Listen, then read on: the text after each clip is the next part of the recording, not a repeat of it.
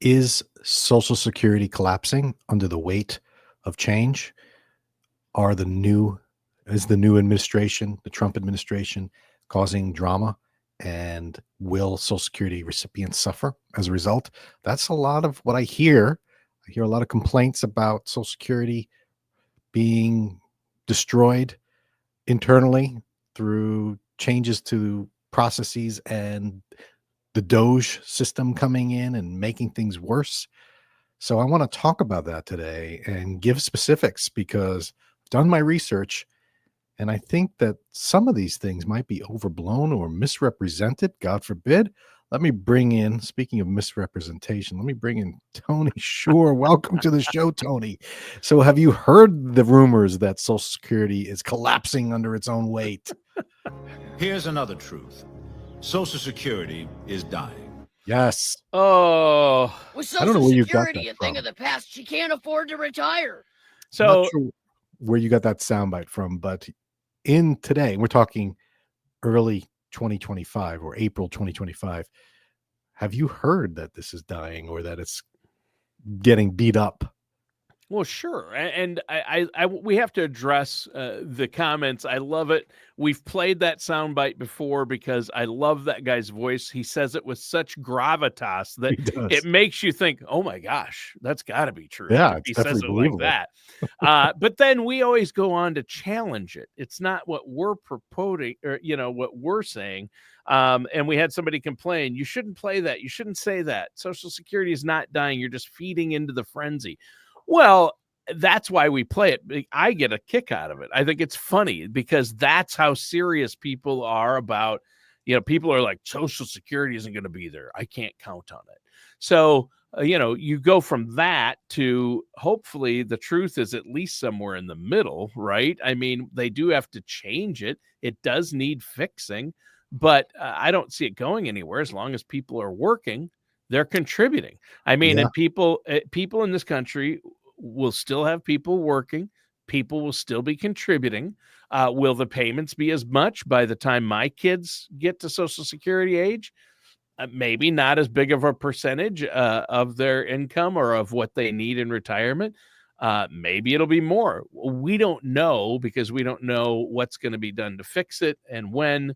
But we do know that at least there'll be something there unless the government completely takes away Social Security, which nobody's proposed doing that. Well, there's rumors that Elon Musk in particular wants to destroy Social Security, or the Republicans want to destroy the system itself by beating it up, killing it with 1,000 paper cuts to a collapse, and then saying, sure. "Whoa!" Right? There's rumors about people that are 150 years old getting payments. That was a big thing early on. There's closing of the offices. What's going on there? There's cutting the workforce by 50%. These things are out there. I'm sure you've heard these things. But yeah. I want to go right to the source and find out whether or not these are true. And I'm going to go through each of these. Right. And let's go to ssa.gov. I'm going to share my screen and I'm going to go directly to the press releases. And let's go to the timeline. And I'm going to talk through all these and put the real deal on it. Good. Just to eliminate a lot of the unknowns and people that are fearful. Maybe Right. you still will be fearful. Maybe not. Let's see. So here we are. This is, let me look. This is the Social Security website, their press release section. All right. So right away we say, well, it's a press release, so it's going to be spun. But they address some things. So let's scroll down. Can you see this, Tony? Yep. I'm going to scroll down to, let's see, October 10th of last year, 2.5% increase for 2025. Yep. All right. February 19th, the statement from Lee Dudek. He's the acting commissioner, and he says, we're going to be transparent. We're going to use DOGE. We're going to fix the system that's, been struggling for the past 50 years. Mm-hmm. And then 2 days later, February 21st, 2025, Social Security slashes cooperative agreements. That has to do with the research group that they were paying millions to do research on Social Security. That's gone. February 21st announces changes to improve agency operations and strengthen protections. That's like, let's bring DOGE in here. Social Security eliminates wasteful department on the 24th. That department had to do, I believe, with DEI. So that was gone. Social Security on the 25th of February dissolves a duplicative office. And so you see, all of a sudden, they're like making changes. Yep. So right away, yes, this There is are what cuts. started Yep. all the drama, which was, okay, we got some issues here. We're making some changes, and that's where the rumors start. Oh, well, you're eliminating offices. What is that? What is that? Why? If you read it, you see this is terminating the Office of Civil Rights and Equal Opportunity and reassigning those responsibilities to different parts of the organization. So again, this is where it starts. So let's continue further. February 25th is when they announced the expedited retroactive payments for the elimination of the WEP and GPO. Remember, we did a show on that, and then we immediately said it's going to take a year or more to figure this out.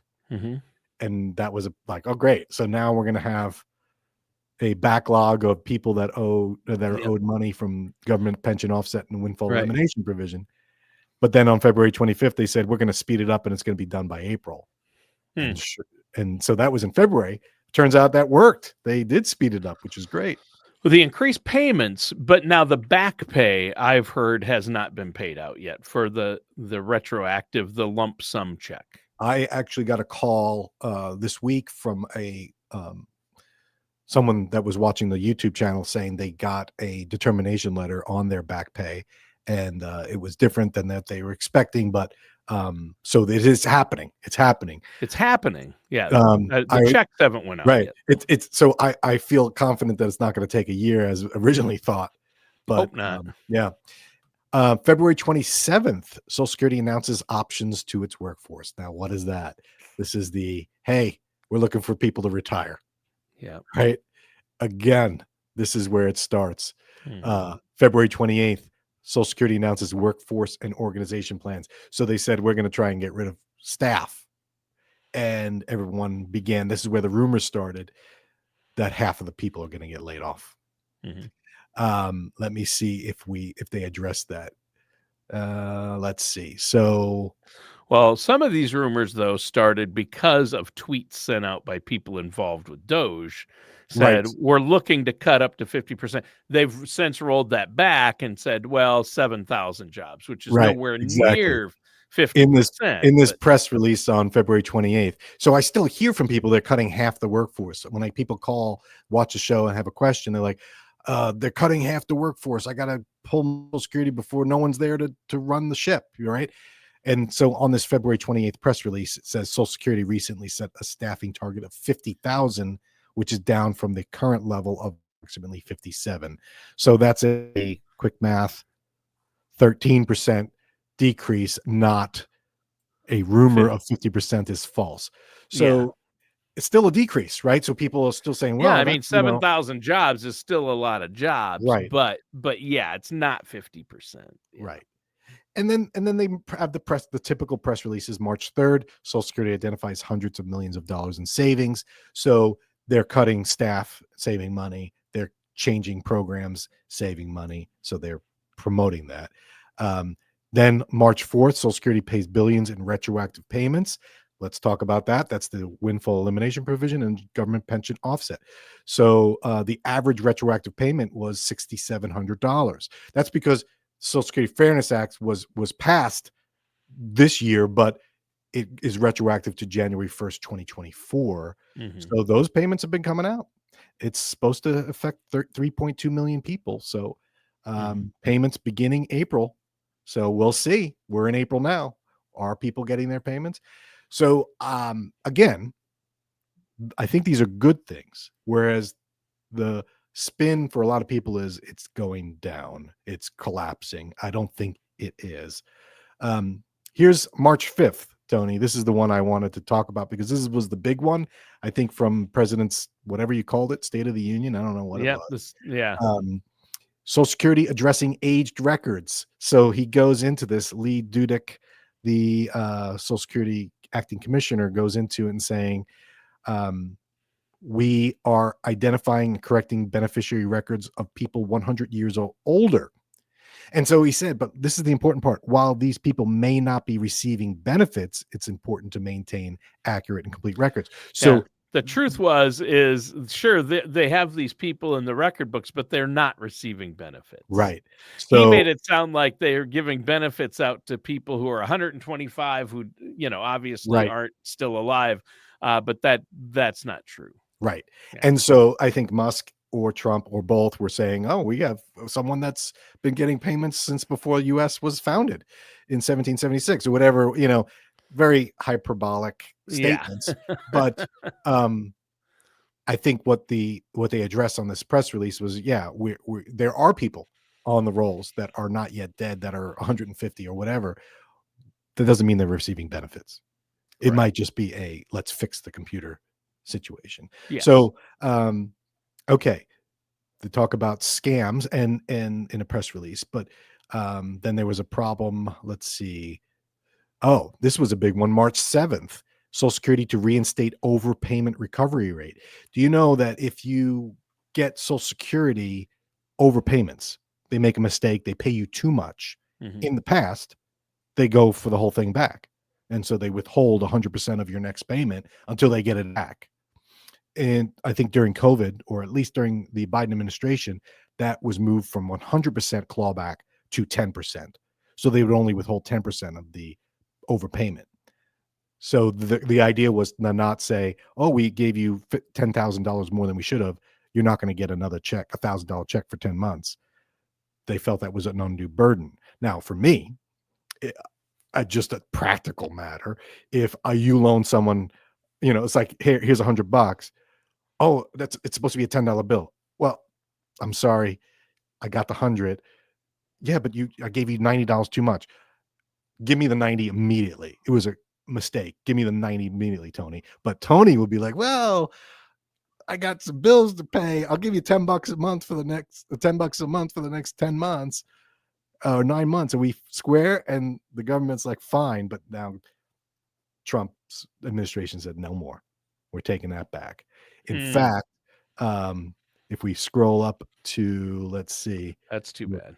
March 20th, the Social Security Administration resumes the Treasury Offset Program collections that was suspended during COVID. So the IRS can now withhold, garnish Social Security and wages to collect the money that was overpaid to you. So gone are the days of a overpayment from the government and then a free kind of, I'll pay you back when I can loan type thing. So, is that helping Social Security? Yes, it helps Social Security. It doesn't help the people necessarily that got overpaid. But, I have difficult time looking at someone that got too much money and saying, you don't have to pay it back. I think paying it back is What's right the thing. one about the update about its death record? Social Security provides update about its death record. Right. So, so this was that they're just saying, hey, 3 million deaths are reported each year, and they're very accurate. People were suggesting, hey, these deaths aren't being reported correctly. There are people 200 years old that aren't being reported. They're saying less than 1/3 of 1% are erroneous. So what happens if you report a death, and a lot of time it's a funeral home that reports it. Yeah. But you can report a death on a spouse, or sometimes a financial advisor can report a death through a financial institution and say, hey, hey, Schwab, this person's passed away. They might report it. And so it filters up. Sometimes mistakes are made and deaths are reported incorrectly. A lot of times that has to do with fraud, I would say, or people aren't reporting deaths when they should. And that's where, because as soon as you report that death, that next check stops. You don't get, because remember, Social Security is paid in arrears. So a check you get in April is actually for March. It's paid a month late. So if you die in March and you get that April payment, they're going to say, no, that's, you died, that goes back. So you get that pulled back from you. So it's a big deal if you accidentally report an erroneous death and the payment stopped. That's a hardship. They're saying it happens so infrequently. So that's what that press release was about. Oh, okay. So here's the big one that I want to go into, and it has to do with the telephone and Social Security direct deposit program. I saw a stat on here that, and it's 40% here. Approximately 40% of Social Security direct deposit fraud is associated with someone calling Social Security Administration to change their direct deposit bank information. So what happens, Tony, is someone's getting Social Security and everything's great. And then all of a sudden they don't get their check and they're like, what's going on? And they call up Social Security and they're like, oh yeah, we paid the check. And they're like, no, you didn't. I didn't get it. Well, check your bank. Well, I don't see it. It should be going to Wells Fargo. No, it's actually going to Bank of America. Why is it going to Bank of America? I didn't change it. Oh, yes, you did. You called in and said it's going to Bank of America.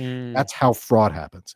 And it's a big, and 40% is from people calling. So Wow. they've identified this and said, we need to stop this. So what they did is they said, no more. If you want to make a change like this, you got to come into the office. And that was a big uproar. And people were like, whoa, wait, time out. I can't get that. You want me to go to the office to make this kind of change? And so that caused an uproar in the media. And then they pulled it back and say, we will allow for people that need to make that change that can't get there due to extenuating circumstances. Maybe they're homebound and they can't get there. We will still do it by phone. But for the majority of people, they're making you come in for these changes. So what that's doing, and then you couple that with, they're closing offices, which they're not. They're closed. I don't believe there have been any. I think one office in New York was closed down because people weren't using it. They're not closing the offices, but they're firing. They're getting rid of people, and they're doing redundancies. But people say, they're laying off 50% of staff. They're closing a bunch of offices. They're making us now go in person. They're purposely destroying this so that everyone's miserable. The reality is they are closing offices that are redundant. They are letting go of people that aren't mission critical, and they are requiring people to come in, not because they want to make it onerous on them. It's because the current system is ripe with fraud. And so they're trying to eliminate the biggest loophole, which is people calling in, changing the bank account. That happened to my mom actually years ago. She said that she caught her bank called her to confirm that I think they said, yeah, we got this payment, but we were supposed to send it to the other bank, and the Social Security office is, well, she's like, what are you talking about? And turns out someone called in to change her bank account, which wasn't her. So it happens. I don't believe it's a minor issue. I think it's a big issue. So I think doing anything to help that is a good thing. You'd think there would be a way that they could send a code to have a personal phone or email on in your account that is yours, that's password protected. And so if you call on the phone to make that change, you have to get an email that they'll send you and give them that code. Right. They do. And that's the two-factor authentication. And that's where they're pushing everybody. In this press release on March 26th, they're saying everyone's got to go through My Social Security, the website. And so not everyone can do that. I have clients that are in their 90s that they're not really tech savvy. They don't want to have to go and create an account at My Social Security. It's those people that are going to be most burdened. Those are also people that need it the most. So if a 95-year-old is changing the bank account, they have to go online and create a My Social Security account. So hopefully they have a guardian or someone helping them to do it. But if they don't, how are they going to get there? So they're making exceptions for those people. Originally they were not. So and that has a two-factor authentication, and it has that system where when you first log in, you have to prove who you are. I don't know if you've done it recently, Tony, but when you go, it says, did you ever have a loan?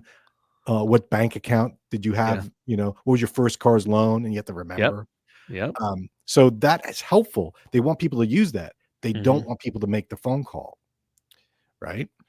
Right. So, I have recently, because of all this, in fact, just last week, Dan, I went to my SSA, my whatever it is, and logged in, and I have the government login. Like there's a new login that you can get. And so I did that and set that up, and I looked at where I was at for earnings, and it turns out you're going to have to start paying me more so I can contribute more. So when I do retire. Hold on. Is there a broke up there for a sec? I can. Anyway, you were saying? Yes. So you went online and created your account. Did you do two-factor authentication? I had already had an account, but I updated it and it asked me for that information. And yes, the two-factor authentication. I did that. So we're used to this, right? Well, not really. We didn't grow up with the internet, but we're at that tech savvy point where we can But my handle mom that. and dad couldn't do that Right. at And so all. that was the point. And Yeah. it turns out those are the people that are being And they subject to couldn't the make it fraud. into a Social Security office either at this point. They Right. both have And so Parkinson's and your parents are the prime example of yeah. those are the people that didn't get disenfranchised here with this. Yeah. So they changed it, and this is what the press release was. We're going to allow for that to be done over the phone still. Yeah. But, I get it. So I see both sides, but from what I've seen in all these press releases, they're doing things to improve it. And I think it's improving the Social Security Administration, not collapsing it. This most recent one is correcting the record about Social Security offices closing, which I meant. They're not closing field offices. They have not permanently closed or announced a permanent closure of any local field office. The agency has announced the permanent closure of one hearing office in White Plains, New York. So that is another one of these rumors that are going around that they're collapsing it to try and destroy the system. I want to share with you a different website, which I think is also causing some drama. I'm telling you this, listener, that the Social Security office is doing better. They're getting better. But if you call Social Security, you know how long it's going to take you? I remember when I first started helping people with Social Security, I would meet with them in their homes and I would call Social Security and I'd put the phone on speaker on hold because I knew it was going to be a long hold time. Sure. And we could talk about other things. And then finally it would come on. And by then I could say, what's my latest Social Security data? And we would go through it. Now, then I remember it was probably 15 years ago, they allowed you to say you want to call back. Yeah. And that was scary because I was like, "Ooh, I don't want to lose my place in line." That was when that came out. Yep. But I want to share. Last week there was a special on this, or was it over the weekend? It was just a few days ago, Dan. CBS News did I think it was on CBS. My wife and I were watching, and the reporter they filmed her doing it, calling in and hold time. It was quite a while. Well, Tony, so what do they say? We're in April. Yeah. It's a what is today? A Tuesday in April. Yeah. Midday. Yep. For most people, what would you say is the hold time currently at the Social Security office if you were to call right now? 90 minutes. Is there. 90 minutes. All right. So let me scroll down. Can you minimum. see this? That's the minimum. So this is Social Security's 800 number performance. This is a website anyone can go to. Yeah. Total customer served 27 million. Yep. Average daily call volume 265,000 people call. Yep. Current wait time 2 hours 15 minutes. Yep. This is live data 2 hours 15. Yeah. Current callback wait time 2 hours and 15. So yeah, I suggest you use the callback feature on this. Yeah. But Tony, but look, what's the wait time on online Social Security services? MySocialSecurity.gov.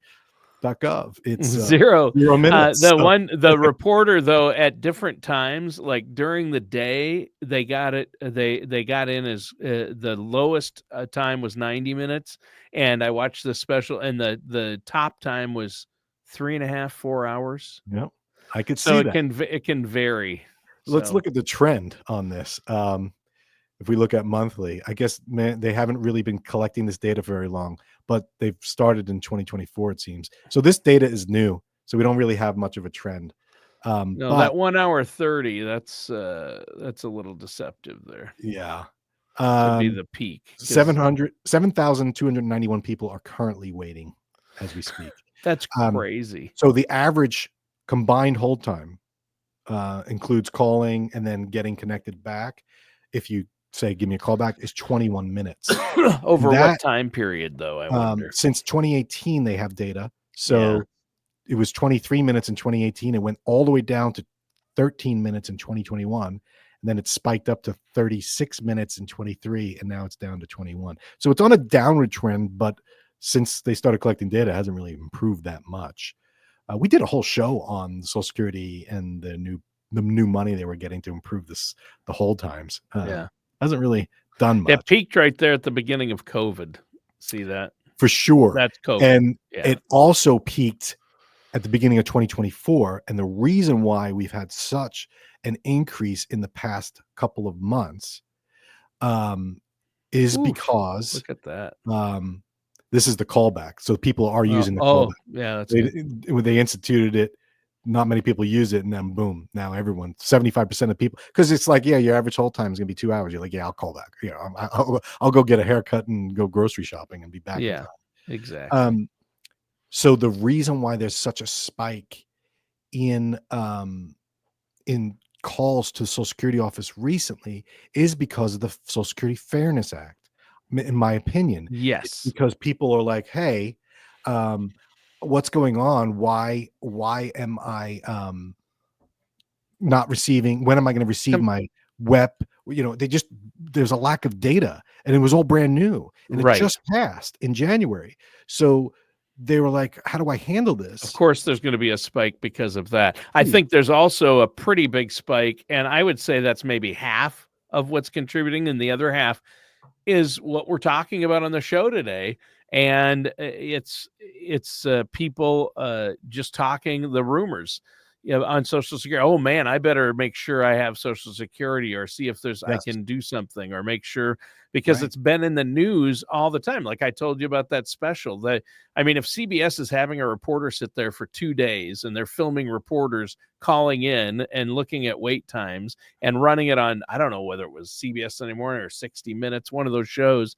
That's crazy, right? It's been in the news. And I think another reason, I think we're partly to blame. I'm to blame for so many people calling in. It's our listeners when they hear, Here's another truth.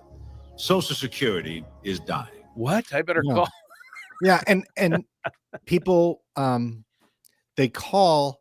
And by the way, people turning eligible for 62, that's an increasing number. The boomers are in the peak right now. So 11,200 people a day turn 65 every day.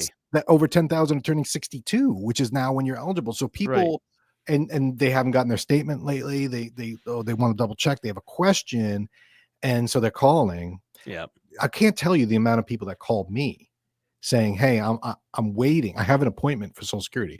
Can I run some questions past you so that when I get there, I'm efficient?" And I always say, absolutely, let's do a report, let's figure it out. So you go into that meeting with the information you need, so you're not stumbling. Because sometimes you'll go set the appointment, they'll say, oh yeah, you need your death certificate and marriage license, and you're like, or divorce decree, and you're like, well, why didn't you tell me that in advance? Well, we did, but it's on the website, and now you've wasted that meeting. Didn't read the fine print on the website. Right. Yeah. How many times have you gone to the DMV or the Department of Motor Vehicles, and they're like, you wait for an hour and a half, 2 hours, and then you get up there and they're like, do you have your proof of insurance? Right. No.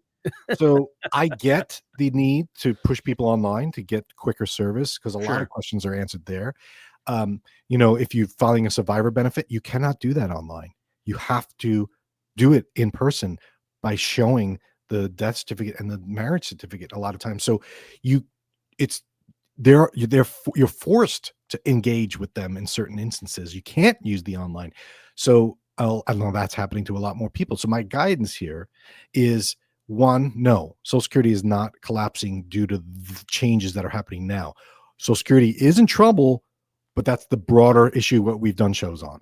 2035, we're not going to have enough to pay everyone. That's a separate issue. What's happening now with DOGE, with the new administration making these changes, is designed to improve it. I don't see any evidence of them purposely trying to destroy it so that it collapses sooner. I do think they're trying to make it efficient. However, during this time frame and all the craziness, and people don't know, they are feeding into the frenzy and more people are calling. So my advice is, go online, create your account if you haven't done so already. Why not? Why not do it? And it doesn't take that long. Go through that authentication. If you fail at that and you then need to call or go into an office, at least and you can plan for that. If you want information right away because you're making a decision and then you go online, you can't, then you have to call. That's when the frustration starts. So do it when you have some time. Because they don't send the statements anymore to everybody. So you need this information when you're planning. Hopefully you're planning 10 years out. So go online, create your account. If you're going to call, use the callback feature. If you're going to make a meeting, make the meeting, call up, get that meeting, get a callback, set the appointment to go meet with them, and then go in prepared. So before the meeting, get ready. get your data ready, get your questions ready so that you're hitting the ground running, and don't feed into the drama that's being sent around at this point. I don't think Social Security is collapsing. I think it's improving. And that's just from my personal experiences and talking to people. But I will say that the hold times are outrageous. And I don't know what the answer is to that. I think maybe reshifting people to focus on the phones. Again, though, it's not that easy.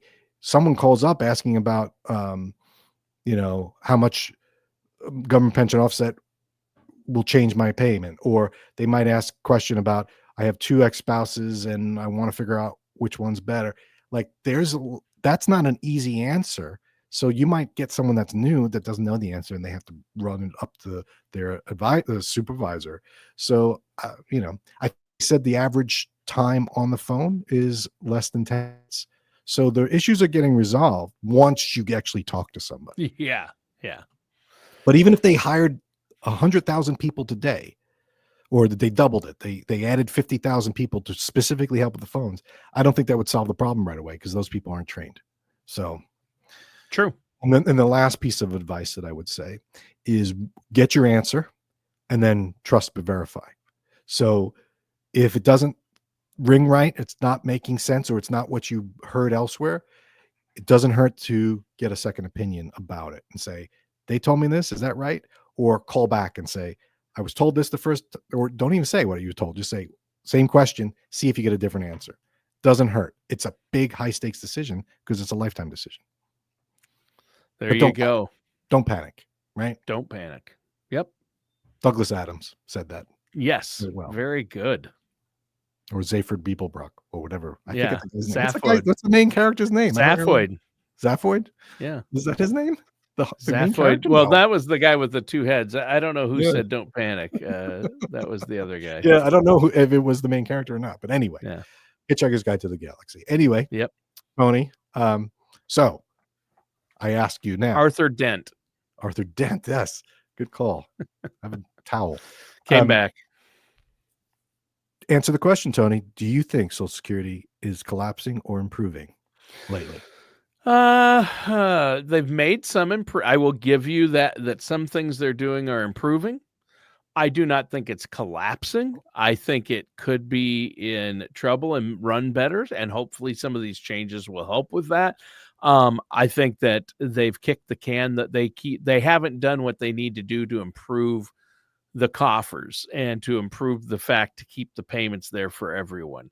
They've got to do something, either raise the full retirement age or limit the cap on how much of your income can be put into Social Security. When you stop paying Social Security payments out of your check, it's only up to 174,000. So if, but you're talking about the Elon Musk, if Elon Musk has, more earned income in a year than 174, I think he should have to pay that 6% or whatever it is to the separate issue. That's the long-term sustainability. But that's what's going to keep it from collapsing. Right. In the short term, it's not collapsing due to the changes to improve it. It's going to be in the long term, it's still on a pace to collapse if we don't make some other changes that are policy changes for the broad picture, not for the short term. So I will say, good. You agree with me that this drama that we hear right now is all overblown. Oh, of course. The sky is always falling. Sky is falling. No, it might be long term. So I'd rather we focus on that than on these other issues like hold times. Yeah. But that's it. So all right. Thanks, Dan. Good show. Good hopefully discussion. This alleviates some fears that people have. And if you're planning on calling Social Security, give them a call now because you're going to be on hold for a couple hours. Take care. See you next week. See ya. All matters discussed in today's show are for informational purposes only. This show is not investment advice. Dan Riddle nor Dolphin Financial Group are affiliated or endorsed by any government agency. Investment advisory services are offered through Dolphin Wealth Management, Inc., a registered investment advisor in the state of Florida. Insurance products and services are offered through Dolphin Insurance, Inc. Dolphin Wealth Management, Inc. and Dolphin Insurance, Inc. are affiliated companies doing businesses as Dolphin Financial Group. You should talk to someone at Dolphin Financial Group before implementing any of these strategies or ideas.